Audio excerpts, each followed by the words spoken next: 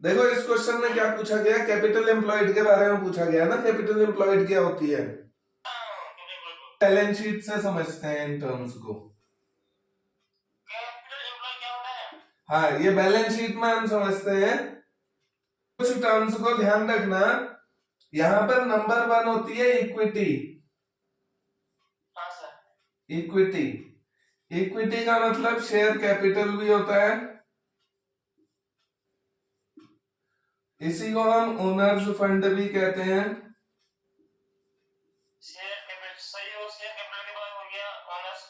हाँ, या owners capital, share holders fund, इस टाइप के नामों से हम इस इक्विटी को जानते हैं। इक्विटी के अंदर जो आता है ना, वो आता है शेयर कैपिटल हो गई, रिजर्व सरप्लस हो गए, रिजर्व्स, ये या पीएल का बैलेंस हो गया। इस इक्विटी के अंदर 3 चीजें आती हैं। शेयर कैपिटल आएंगे, कुछ रिजर्व्स हो गए, वो भी सब इसी का पार्ट है, और प्रॉफिट एंड लॉस का पीएल इस साल का जो है वो भी इसी का पार्ट है। Reserves, PL. हाँ हाँ, अगर प्रॉफिट आएगा तो यहाँ आएगा, लॉस आएगा तो वहां आएगा। हाँ, यहाँ भी घटा देते हैं लेकिन वहां भी दिखा देते हैं।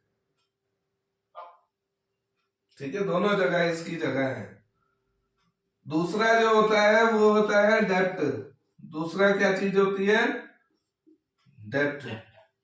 इसी को हम नॉन करेंट लाइबिलिटी भी कहते हैं, एनसीएल। नॉन करेंट लाइबिलिटी यही होती है, डेप्ट। हाँ, इसमें देखो शेयर्स अगर नाम आए तो शेयर्स यहाँ की आइटम है,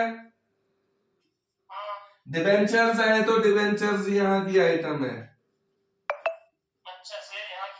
और डिबेंचर्स यहाँ की, यहाँ। ठीक है, शेयर्स इक्विटी का पार्ट, डिबेंचर डेप्ट का पार्ट। बैंक लोन भी यही आएगा। यहाँ पे लॉन्ग टर्म जो भी चीजें हो सब यहाँ आएंगी। लॉन्ग टर्म लोन कह लो या प्रोविजन कह लो, है ना। लॉन्ग टर्म लोन कह लो, लॉन्ग टर्म प्रोविजन कह लो, या लॉन्ग टर्म लाइबिलिटीज कह लो। लॉन्ग टर्म आ गया तो इसी का पार्ट है। प्रोविजन, हाँ बिल्कुल, लॉन्ग टर्म। शॉर्ट टर्म कहाँ आएगा, शॉर्ट टर्म तीसरे पार्ट में आएगा जिसको हम करंट लाइबिलिटी बोलते हैं। अच्छा, करंट लाइबिलिटी में क्या आते हैं, short term loan, short term, और बाकी करंट लाइबिलिटीज आप पहचानते ही हो। Short term loan, short term provisions के अलावा बाकी सारी current liabilities. Short term loan कह लो या शॉर्ट टर्म प्रोविजन कह लो।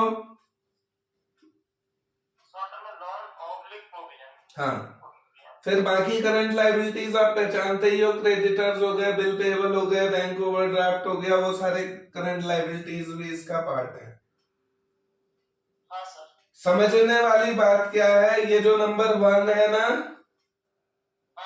नंबर 1 और नंबर 2, इन दोनों को अगर मैं इंक्लूड कर लूं तो इसको मैं कैपिटल एम्प्लॉयड कहता हूं। अच्छा, यानी मैंने धंधे में कितना पैसा लगाया है, इतना पैसा मैंने धंधे में लगाया है। बात अगर समझ में आ रही हो।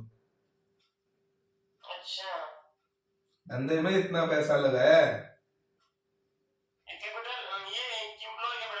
हाँ, कैपिटल एम्प्लॉयड इसी को कहते हैं, 1 और 2 को।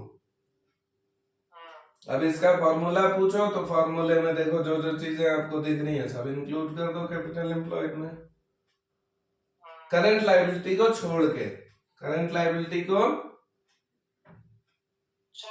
छोड़ के। अब एक बार तो मैंने करंट लाइबिलिटी छुड़वा दी, 1 और 2 में लाके क्या बन गई, कैपिटल एम्प्लॉयड। अब एक बार वापस से समझना इस अंडे को। दूसरा केस समझना, दूसरा केस में क्या समझना है, इस 1 को छोड़ दो, किसको, 1 को छोड़ दो, 1 को नहीं लेना, 1 को नहीं लेना। जो 2 और 3 है, इन दोनों को अगर जोड़ दूं मैं 2 और 3 को, तो मेरा टोटल डेप्ट बनता है, क्या बनता है, टोटल डेप्ट। ध्यान रखना, डेप्ट, खाली डेप्ट अगर कहे तो नंबर 2 है, खाली डेप्ट अगर कहे तो नंबर 2, लेकिन अगर टोटल डेप्ट कहे तो डेप्ट प्लस करंट लायबिलिटीज। हाँ, टोटल डेप्ट और डेप्ट में फर्क समझना। डेप्ट नंबर 2 होता है जिसे मैं नॉन करंट लायबिलिटीज कहता हूं, टोटल डेप्ट में डेप्ट भी शामिल होगा और नंबर 3 करंट लायबिलिटीज भी सारी शामिल होंगी, इसको मैं टोटल डेप्ट कहता हूं।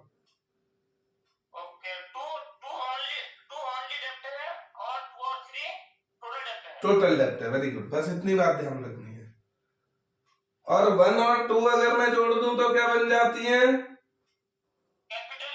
Very good. अब क्वेश्चन में देखो, क्या क्वेश्चन क्या कह रहे हैं, आप पढ़ो क्वेश्चन। कह रहे हैं in ratio analysis the term capital employed refers to. Ratio analysis में जो वर्ड कैपिटल एम्प्लॉयड होती है, जो मैं यहाँ समझाना चाह रहा था आपको, कैपिटल एम्प्लॉयड 1 और 2 होती है ना, हाँ, ये होती क्या है पूछना चाह रहा है। तो ऑप्शनों में क्या ऑप्शन होना चाहिए, इक्विटी एंड डेप्ट। क्या होना चाहिए आंसर, हाँ, यानी इक्विटी भी होती है और डेप्ट भी शामिल होता है उसमें।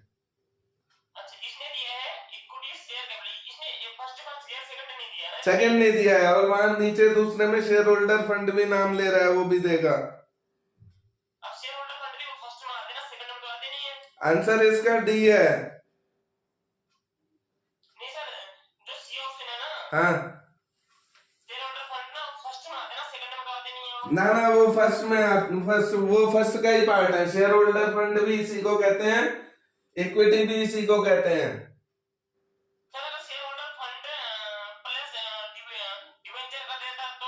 हाँ, फिर आ जाती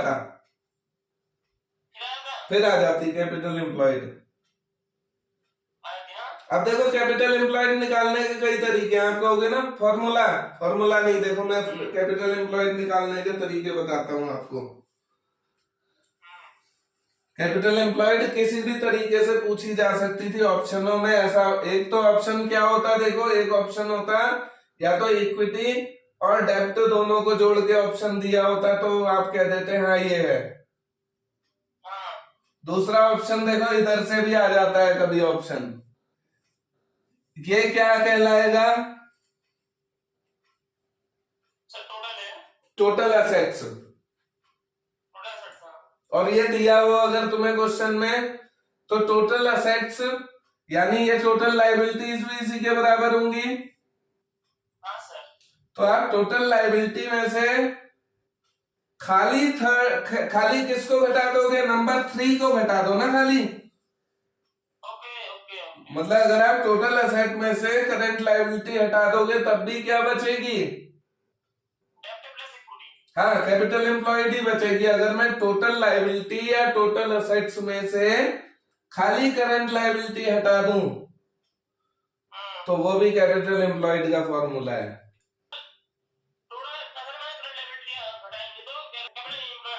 बिल्कुल आ जाएगा, बिल्कुल आ जाएगा। फर्स्ट क्वेश्चन क्लियर हुआ, चलो नेक्स्ट क्वेश्चन करो। Gross profit ratio for a firm remaining same but the net profit ratio decreasing the reason for. हाँ, क्वेश्चन समझ आया। सकल लाभ अनुपात स्थिर रहता है जबकि शुद्ध लाभ अनुपात घटता रहता है, इसका कारण क्या है? हाँ सर, कुछ समझ में आ रहा है लेकिन पूरा समझ नहीं आया। अच्छा, कह रहे हैं देखो ट्रेडिंग अकाउंट को देखो, यहां पर क्या निकल के आता है, ग्रॉस प्रॉफिट, नीचे नेट प्रॉफिट। और यहाँ पे हम इसको फिर ब्रॉट डाउन भी करते हैं ग्रॉस प्रॉफिट को। फिर इसमें से कुछ यहाँ घटा के फिर क्या आता है, नेट प्रॉफिट प्रॉफिट आता है। हाँ सर। अब क्वेश्चन में कहता है कंपनी का ग्रॉस प्रॉफिट तो सेम है, यानी अगर 1 लाख पहले था तो 1 लाख अब भी है, समझ रहे हो। ग्रॉस प्रॉफिट तो जितना था उतना ही है, लेकिन नेट प्रॉफिट क्या हो गया, डिक्रीज हो गया। यानी पहले नेट प्रॉफिट 80,000 आता था, अब नेट प्रॉफिट 60 आ रहा है, 20,000 घट गया है इसका मतलब। और यहाँ क्या घटा होगा बताओ, ग्रॉस प्रॉफिट तक तो समान रहेगा। सर जो हमारी वो सैलरी वेजेस वो है वो घटे होंगे ना। वेरी गुड, यानी इनको हम इनडायरेक्ट एक्सपेंसेस कहते हैं। हाँ इनडायरेक्ट एक्सपेंसेस देखो 20,000 के बढ़ गए, तो ऑप्शन इसका यही है कि इंक्रीज इन एक्सपेंसेस ही इसका आंसर है। एक्सपेंसेस को इंक्रीज होने से ही नेट प्रॉफिट घटा होगा।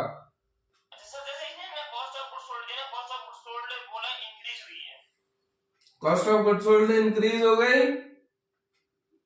तो जीपी घट जाएगा। हाँ, ट्रेडिंग में बढ़ेगा तो जीपी घटेगा, लेकिन जीपी नहीं घटना है, एनपी घटाने की बात करो। Increase in dividend, dividend increase होने से ना वो नेट प्रॉफिट आफ्टर टैक्स वाला केस आ जाता है। ये जो नेट प्रॉफिट कह रहा है ये नेट प्रॉफिट बिफोर टैक्स वाले असली प्रॉफिट यही होता है नेट प्रॉफिट। जब भी नेट प्रॉफिट का नाम ले तो वो जब तक आफ्टर ना बोले ना तब तक वो आफ्टर मत समझना, यही समझना।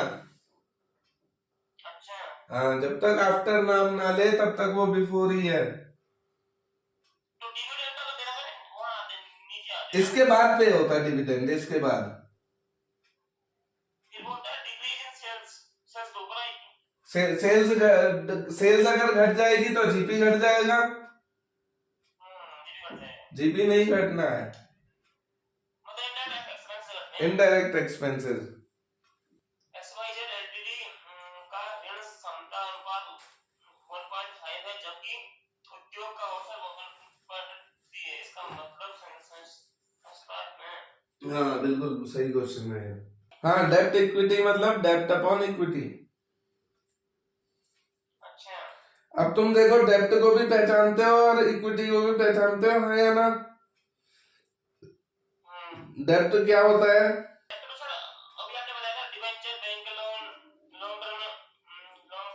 हाँ वो जितना भी है ना, वो जितना भी है वो हो गया डेब्ट। नंबर 2 इक्विटी में आता है share capital, owners share capital, reserve, बिल्कुल बिल्कुल बिल्कुल। इसका रेशियो दे रखा है ना कितना, 1.5। ठीक हो गया। इसका रेशियो जरा किसी भी उससे एग्जांपल से इसका रेशियो बनाओ तो, यानी कितना इक्विटी होनी चाहिए। और देखो अब इस क्वेश्चन को समझना, अभी आंसर खुद ही दोगे तुम इसका, ठीक है। कहते हैं डेब्ट इक्विटी रेशियो ना, डेब्ट इक्विटी रेशियो। डेब्ट इक्विटी रेशियो कितना है, 1.5। डेब्ट इक्विटी रेशियो कितना है, 1.5। तो 1.5 रेशियो 1 मान लोगे इसको। बिल्कुल।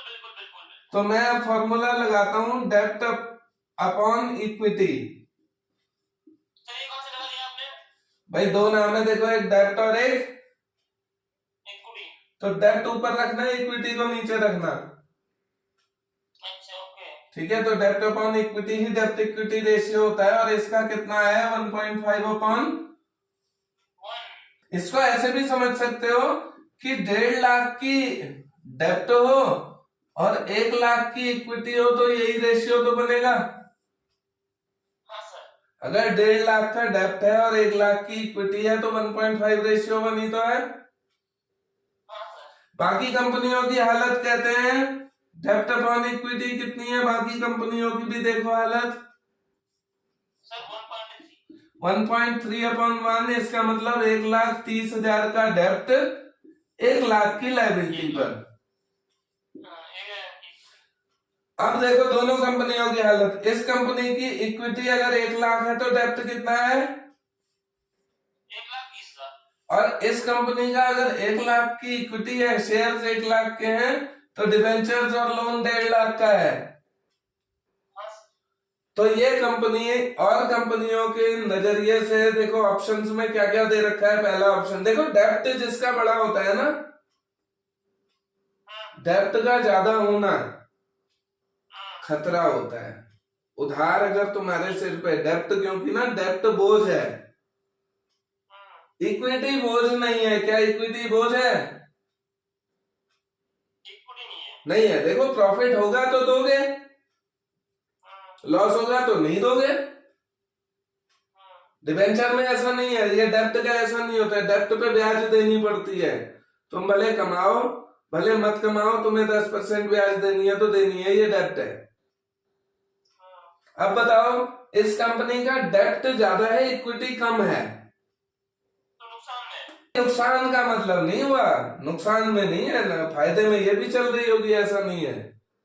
दूसरे से कंपैरिजन आपने तो कहा ना डिबेंचर लोन होते हैं तो 1.5 लाख के, वहां 1,30,000 के, वहां प्रॉफिट 1 लाख का, वहां प्रॉफिट 1 लाख का। प्रॉफिट नहीं है ये इक्विटी यानी शेयर्स तुमने 1 लाख के इशू कर रखे हैं और डेप्ट तुमने 1,30,000 का ले रखा है, तो इक्विटी से ज्यादा तो इसका भी डेप्ट है। लेकिन इन दोनों कंपनियों को अगर मैं कंपेयर करूं तो इस कंपनी के मुताबिक इस कंपनी की हालत क्या है, इस कंपनी से कैसी है। हाँ, खराब भी किस सेंस में? ऑप्शन बताओ। जैसे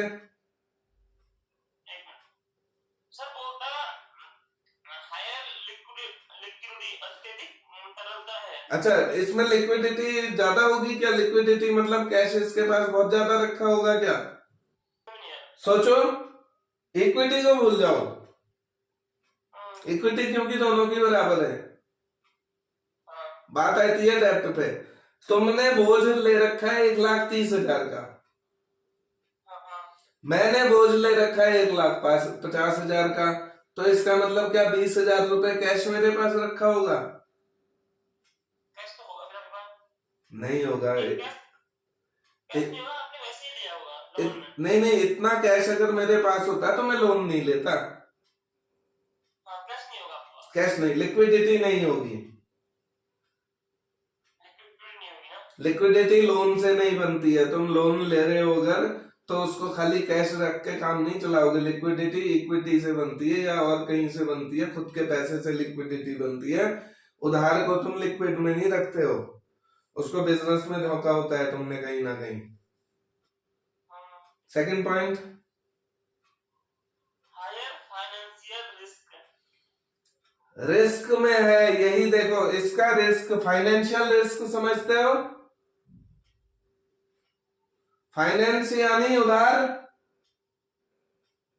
फाइनेंशियल उधार लोन है। हाँ, लोन उधारी तो हुआ, जो मेरे सिर पे है बोझ है फाइनेंस। रिस्क है। और डेप्ट एक रिस्क होता है। देखो डेप्ट जो है रिस्क होता है, इक्विटी रिस्क नहीं होती है। इक्विटी में रिस्क नहीं होता है। देखो इक्विटी में रिस्क क्यों नहीं है? प्रॉफिट होगा तो दोगे, नहीं होगा तो नहीं दोगे, रिस्क नहीं है।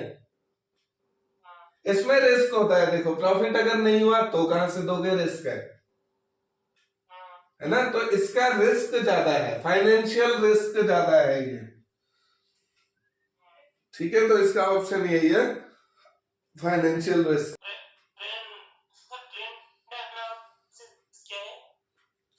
Trend analysis. अच्छा, ट्रेंड का मतलब क्या होता है कि पहले कैसा हाल था, अब क्या ट्रेंड चल रहा है। पहला ट्रेंड क्या चल रहा था, अब क्या ट्रेंड चल रहा है। तो ट्रेंड का मतलब क्या होता है? फैशन भी कह देते हैं। लेकिन कंपनियों के उसमें क्या ट्रेंड मतलब हुआ कि पहले कंपनी की हालत कैसी थी, वो ट्रेंड है कंपनी का।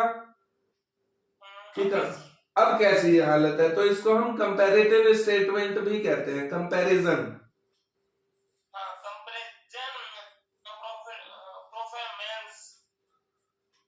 तो हम देखो जो ये ट्रेंड एनालिसिस करते हैं ना कैश फ्लो में, ये हम क्या करते हैं, ध्यान से सुनना। क्या मैं ए कंपनी का बी कंपनी की हालत कैसी है दोनों को कंपेयर करता हूं इस ट्रेंड में, या ए कंपनी के सन 18 की हालत कैसी थी, सन 19 की हालत कैसी है, ये देखता हूं।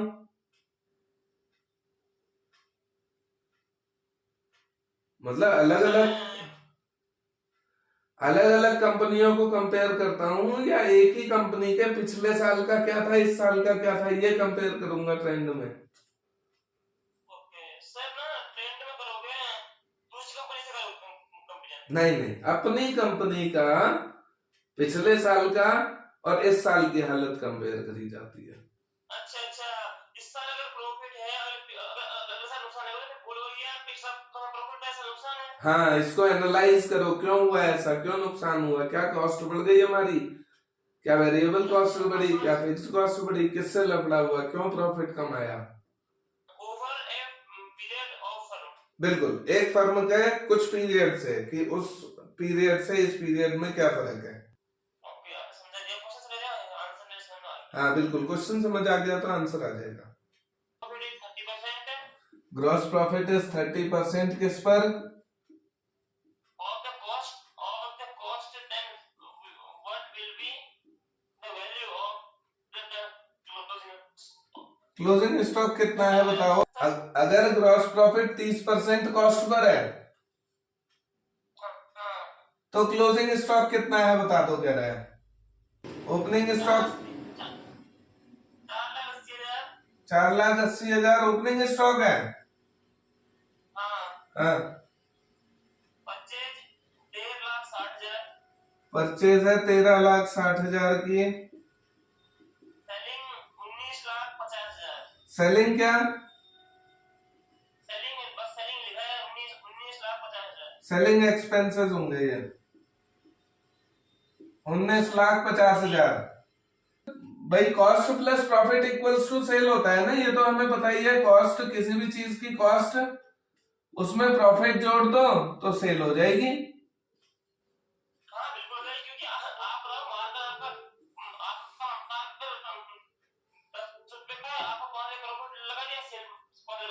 बिल्कुल, ये प्रॉफिट, ये फॉर्मूला हर जगह काम आएगा। तो अब देखो मुझे क्या कह रखा है, 30% ऑफ कॉस्ट ना, तो कॉस्ट को तो मैं एक्स मान लूंगा और प्रॉफिट को कितना मानूंगा, 30x बट्टे बराबर सेल। सेलिंग एक्सपेंसेस नहीं, सेलिंग कह रहा है, खाली सेलिंग कह रहा है ना, खाली सेलिंग का मतलब ये सेल है। सेलिंग तो मैंने कहा तो सेल है। सेल की जगह 19,50,000 रख देता हूं। अब इसको सॉल्व करो, देखो 100x प्लस 30x बट्टे 100 बराबर 19,50,000। फिर हो जाएगा 130x बट्टे 100 बराबर 19,50,000। फिर x को मुझे सॉल्व करना है तो ये 100 जाके ऊपर गुणा हो जाएगा, तो x बराबर 19,50,000 गुणा 100 अपॉन 130। इससे ये कट जाएगा, देखो 13 बन जा 13, 13 पंजे 65, 0 3 1, तो 15 लाख COGS आ गई। एक्स क्या है, देखो एक्स हमने क्या माना था यहाँ, कॉस्ट मानी थी, तो कॉस्ट आ गई हमारी 1.5 लाख, 15 लाख की, 15 लाख की कॉस्ट आ गई। अब हम क्या करते हैं, अब हम दूसरा फॉर्मूला लगाएंगे। वो क्या है, फॉर्मूला लगाओ फिर से, opening stock plus purchase minus closing stock equals to COGS। जिसका दे रखा है, देखो ओपनिंग स्टॉक 480 की दी है, डाल दो, प्लस परचेज 1360 की दी है, डाल दो, माइनस CS नहीं दिया, रहने दो, क्लोजिंग स्टॉक मुझे पता है 15 लाख की। अब मुझे देखो क्लोजिंग स्टॉक सॉल्व करनी है ना, है माइनस की इस तरफ, इसको बाहर निकाल दो, तो इसको दूसरी तरफ भेज दो, वहाँ प्लस हो जाएगा। वहां प्लस में हो जाएगा CS। देखो ये 15 लाख क्या है, उस तरफ है, CS के साथ ही तो है ये, वो प्लस में है, उसको इधर भेजो। माइनस माइनस होगा। क्लोजिंग स्टॉक अकेला छूटना चाहिए, अकेला तब रहेगा जब इसको यहां भेज दो और इसकी जगह जो 15 लाख है उसको यहां भेज दो। तो CS को निकालने के लिए आप क्या करोगे, इसको ऐसे ही लिखो, 480 और 1360 हमने जोड़ लिया था, कितना 1840 माइनस 15 लाख बराबर CS और 340 यहाँ पर अब आपका सुटेबल आंसर आएगा CS। ठीक है, आंसर समझ आया? हाँ सर आया। ठीक है।